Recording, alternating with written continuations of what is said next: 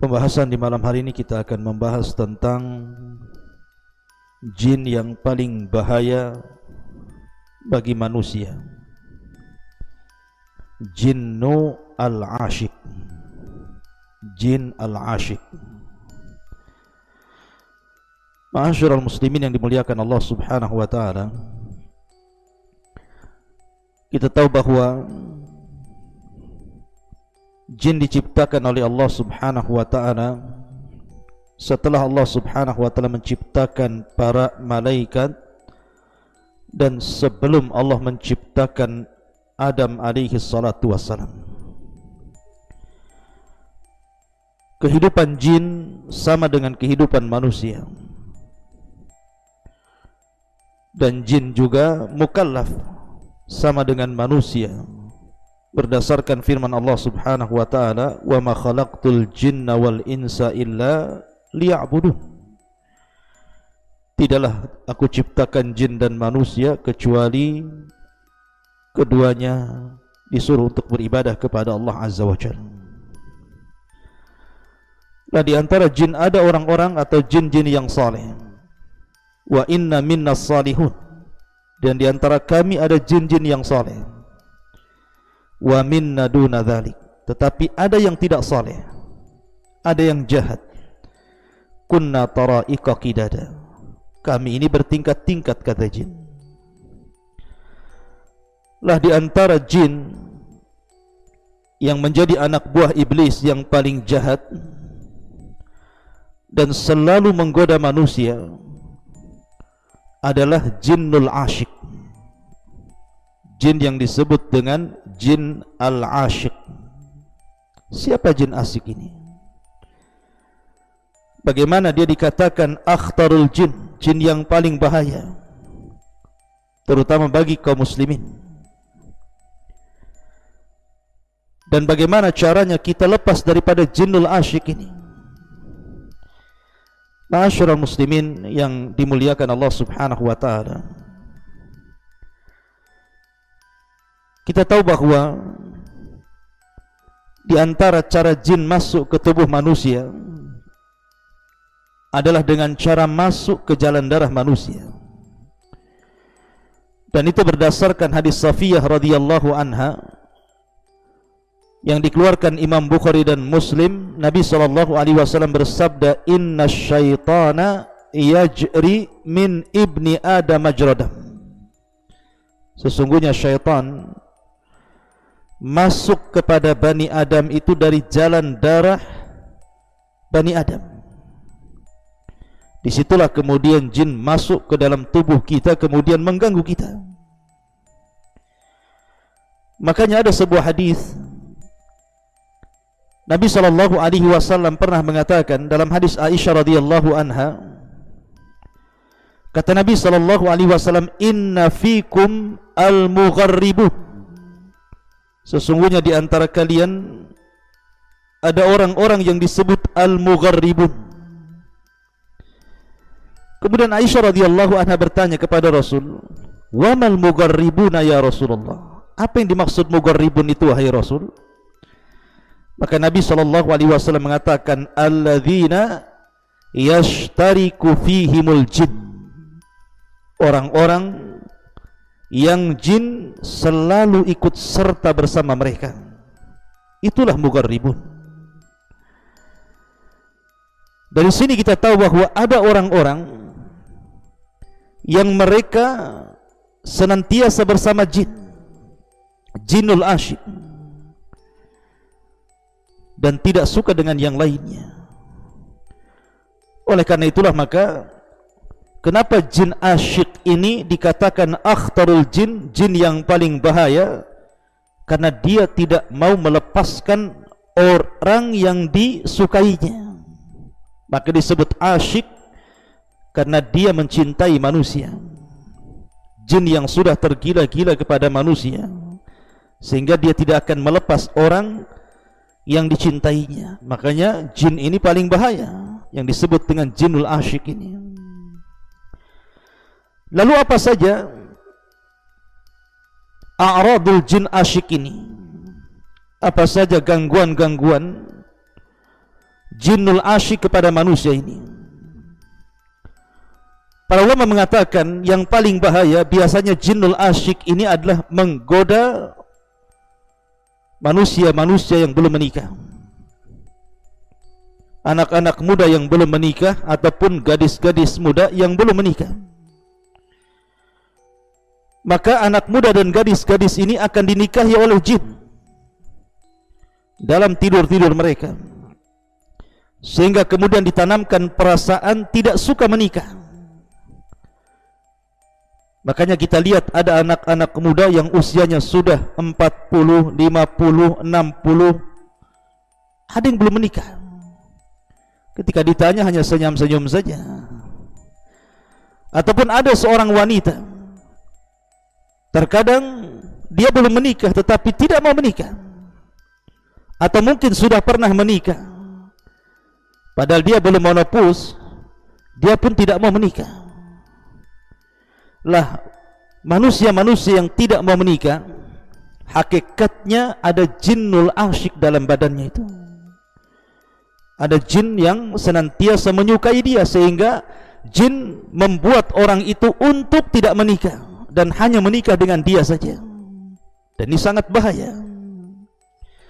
Ma'asyiral muslimin yang dimuliakan Allah Azza wa Jalla. Atau terkadang kemudian dibuatnya laki-laki itu suka dengan laki-laki, atau perempuan suka dengan perempuan, atau mungkin suka sendirian di kamar sendirian, mendengarkan musik, melihat internet ataupun hal-hal yang tidak layak dilihat, tidak layak ditonton.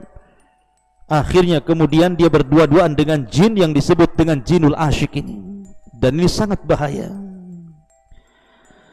Ataupun kata para ulama, jinul asyik ini kalau sudah bersama manusia, maka dia akan membuat manusia itu jauh dari agama, dimalaskan salat, dimalaskan doa, dimalaskan zikir, kemudian didorong-dorong untuk bermaksiat kepada Allah Azza wa Jalla, berzina dan yang semacamnya. Terutama dibencikan Al-Quran. Maka orang-orang yang dimasuki jinul asyik ini dimalaskan ibadah, terutama membaca Al-Quranul Karim. Kemudian juga di antara godaan-godaan jinul asyik kepada manusia, manusia ini selalu sempit dadanya. Jadi dhaiqu fi sadrihi, merasa sempit dadanya. Kemudian terkadang syadidul hazni daim, jadi kalau sedih itu sedih terus, tidak pernah berhenti. Umpamanya orang kena musibah, entah meninggal orang yang dicintainya, orang tuanya, anaknya, pasangannya, dibuat sedih terus, seolah-olah kemudian tidak ada hentinya. Ataupun kemudian kata para ulama juga, mimma yu'ayyidu ila halati minat ta'bid daim, termasuk juga adalah dibuat ta'ab selalu, dibuat susah selalu, letih selalu, lelah selalu. Sudah minum jamu sana, jamu sini, obat sana, obat sini, urut sana, urut sini, bahasa kita ya, tapi badan ini lemah terus. Maka dalam badan orang tersebut ada jinnul asyik namanya. Ataupun terkadang dibuatnya seseorang itu bercanda berlebihan, sehingga tidak sadar seseorang itu mengucapkan kalimat-kalimat kotor, menggibah orang hanya untuk bercanda. Atau syiddatul ghadab, atau terbalik mungkin dibuat orang itu marah bersangatan, entah apa maksudnya, tiba-tiba dia marah, tersulut emosi sedikit dia emosi, marah dan begitu seterusnya. Kata para ulama berarti dalam badannya ada jinnul asyik. Kemudian juga dibuat bermimpi melakukan hubungan seksual. Dalam mimpinya berhubungan dengan, kalau dia sudah menikah maka bermimpi dengan orang yang bukan suaminya, mungkin dengan tetangganya, mungkin dengan temannya, mungkin dengan orang lain. Atau kalau belum menikah maka dia akan dimimpikan, dan itu selalu ya, sering melakukan ataupun selalu dimimpikan seperti itu. Hakikatnya sesungguhnya jinul asyik masuk pada jalan darah orang tersebut, kemudian membuat hayalan-hayalan dalam mimpinya, sehingga kemudian akhirnya pun dilupakan dari waktu-waktu salat. Lah dari sini kata para ulama, kenapa jinul asyik ini sangat bahaya sekali. Lalu bagaimana caranya supaya kita ini terhindar dari jinnul asyik ini? Yang pertama, qiraatu ayatil kursi. Bacalah ayat kursi. Berdasarkan hadis Bukhari radhiyallahu an, dari Abu Hurairah radhiyallahu an, ketika Abu Hurairah radhiyallahu an kemudian menjaga pembendaharaan zakat, tiba-tiba ada pencuri, rupanya dia adalah syaitan. Kemudian syaitan ini mengatakan kepada Abu Hurairah, "Ya Abu Hurairah, maukah ku ajarkan kepadamu, idza awaita ila firashik, kalau engkau hendak menuju pembaringanmu, faqra ayatal kursi, bacalah ayat kursi. Lan yazala ma'aka minallahi hafidhun wa la yaqrubuka syaitanun hatta tusbih." Maka Allah subhanahu wa ta'ala akan senantiasa menjagamu, dan tidak ada satupun syaitan yang bisa mendekatimu sampai subuh.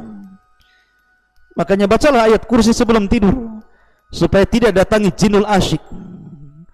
Kemudian yang kedua, qiraatu akhir ayataini min suratil Baqarah fi kulli lailatin. Bacalah akhir dua ayat dari surah Al-Baqarah setiap malam. Sebagaimana hadis yang dikeluarkan dari sahabat Abdullah ibn Mas'ud radhiyallahu an dari Nabi sallallahu alaihi wasallam, di mana beliau bersabda, al-ayatani min akhir suratil Baqarati man qara'ahuma fi lailatin kafatahu. Kata Nabi sallallahu alaihi wasallam, dua ayat di akhir surah Al-Baqarah, barang siapa yang membaca keduanya setiap malam, kafatahullah, maka Allah subhanahu wa ta'ala akan senantiasa menjaga dia dari syaitan. Kemudian yang ketiga, doa yang diajarkan Nabi SAW yang disebut dengan zikir pagi dan petang. Ma'ruf zikir pagi dan petang. Ada zikir yang dibaca pagi hari, ada yang zikir yang dibaca sore hari, dan itu sangat membantu kita untuk menjauhi dari gangguan jinnul asyik ini. Kemudian juga seseorang itu al-mudawamatu ala tatyibil badani bil miski. Kalau anda punya minyak misik, maka selalulah minyak misik itu digunakan untuk wangian badan kita, kemudian pakaian kita, karena malaikat itu suka dengan yang wangi-wangi dan syaitan itu suka dengan yang berbau busuk. Maka ketika badan kita wangi, pakaian kita wangi, maka malaikat akan mendekat dan jinnul asyik akan menjauh. Kemudian juga perbanyaklah baca Al-Quran, karena orang yang membaca Quran itu bisa melemahkan tipu daya syaitan. Syaitan itu memiliki tipu daya, tetapi tipu daya syaitan bisa dilemahkan dengan Al-Quran. Maka perbanyak membaca Al-Quran. Kemudian bagi anda anak-anak muda yang belum menikah dan sudah sanggup untuk menikah, maka menikahlah. Karena Nabi SAW mengatakan dalam hadis Nabi SAW, ya ma'syaras sabab, man istata'a minkumul ba'a falyatazawwaj fa innahu aghaddu lil basari wa ahsanu lil faraji. Wahai anak muda, apabila kalian sudah sanggup, memiliki kesanggupan untuk menikah, menikahlah, karena itu bisa menundukkan pandangan dan bisa menjaga kemaluan. Karena di antara godaan jinnul asyik kepada laki-laki, biasanya dibuatnya laki-laki itu melakukan hal-hal yang diharamkan Allah subhanahu wa ta'ala. Contoh saja, seseorang kemudian melakukan onani laki-laki, dan dari sini Imam Syafi'i rahimahullahu ta'ala mengatakan itu termasuk amalan syaitan. Makanya Imam Syafi'i yang berpendapat onani itu haram, karena bertentangan dengan firman Allah subhanahu wa ta'ala, walladzina hum li furujihim hafidhun illa ala azwajihim aw ma malakat aymanuhum. Dan orang-orang yang bertakwa, yang beriman itu adalah orang-orang yang menjaga kemaluan mereka, kecuali kepada istri-istri mereka atau budak-budak mereka. Begitu juga wanita, kurang lebih dengan laki-laki. Oleh karena itulah maka menikah solusi terbaik, kata para ulama, untuk menghindarkan orang itu dari gangguan jinnul asyik. Termasuk juga menjaga doa setiap masuk ke tempat-tempat yang disuruh untuk berdoa. Contoh saja kamar mandi. Kenapa Nabi SAW kemudian berdoa, mengajarkan doa setiap kita masuk ke kamar mandi? Allahumma inni a'udzubika minal khubthi wal khaba'is. Karena jinnul asyik ini, kalau dia laki-laki, maka dia akan menggoda perempuan. Kalau dia perempuan, dia akan menggoda laki-laki. Dan di kamar mandi itu banyak jinnul asyik yang disebut dengan khubthi wal khaba'ith, jin laki-laki dan jin perempuan. Makanya orang yang membaca ta'awud ketika masuk ke kamar mandi, walaupun dia telanjang bulat, aurat besarnya nampak, maka Allah akan tutupi dan jin-jin itu tidak bisa melihatnya. Tetapi kalau seandainya seseorang itu kemudian tidak membaca doa ini, maka mereka bisa melihat aurat kita. Kalau selalu dan keseringan melihat aurat kita, boleh jadi jinnul asyik itu akan jatuh cinta kepada kita dan tidak mau melepaskan kita, na'udzubillah. Termasuk juga Nabi SAW menganjurkan kepada suami istri apabila melakukan hubungan untuk membaca bismillah dan ta'awud kepada Allah dari syaitanir rajim. Nabi SAW mengatakan, "Lau anna ahadakum idza arada an ya'tiya ahlahu qala bismillah, Allahumma jannibna syaitan wa jannibi syaitan ma razaqtana, fa innahu in yaqdir bainahuma waladun fi dzalika lam yadhurruhu syaitanu abada." Kalau seandainya salah seorang di antara kalian ketika mendatangi istrinya, dia membaca bismillah, "Ya Allah, jauhkan dari kami syaitan, jauhkan syaitan dari apa yang akan kau rizkikan kepada kami." Kalau ditakdirkan keduanya memiliki anak, maka syaitan tidak akan memadaratkan dia selamanya. Bahkan orang-orang yang senantiasa membaca basmalah dan ta'awud, kata Imam Mujahid yang dinukilkan oleh Imam Qurtubi rahimahullahu ta'ala, beliau mengatakan, "Idza jama'a walam yusammi in tawal jana ala ikhlilihi fajama'a ma'ahu fadzalika qauluhu lam yatmishunna insun qablahum walajan." Kata Imam Mujahid, apabila seseorang melakukan hubungan suami istri dan dia tidak membaca basmalah atau tidak ta'awud kepada Allah Azza wa Jal, maka jin asyik ini akan ikut berhubungan bersamanya, na'udzubillah, akan ikut melakukan hubungan bersamanya. Jadi kalau seandainya suami istri berdua, maka yang ketiganya jin asyik ini yang ikut kemudian menggauli salah satunya, na'udzubillah. Inilah kemudian firman Allah Azza wa Jal ketika mensifati para bidadari sorga, "Lam yatmishunna insun qablahum wala jan." Di mana para bidadari itu tidak pernah disentuh oleh manusia, begitu juga disentuh oleh jin. Karena di sorga itu semua mengingat Allah subhanahu wa ta'ala dan tidak ada yang mengganggunya. Kehidupan yang sangat sempurna. Berbeda di dunia, kita harus banyak-banyak ta'awud kepada Allah subhanahu wa ta'ala. Ma'asyiral muslimin yang dimuliakan Allah Azza wa Jalla, dari sini kita tahu bahwa bahayanya jinnul asyik, dan kalau sudah tahu bahayanya, maka berusahalah menjauh daripada mereka dengan langkah-langkah yang tadi saya sebutkan. Mudah-mudahan manfaatnya. Subhanakallah bihamdika, asyhadu an la ilaha illa anta astaghfiruka wa atubu ilaik. Allahu ta'ala alam. Assalamualaikum warahmatullahi wabarakatuh.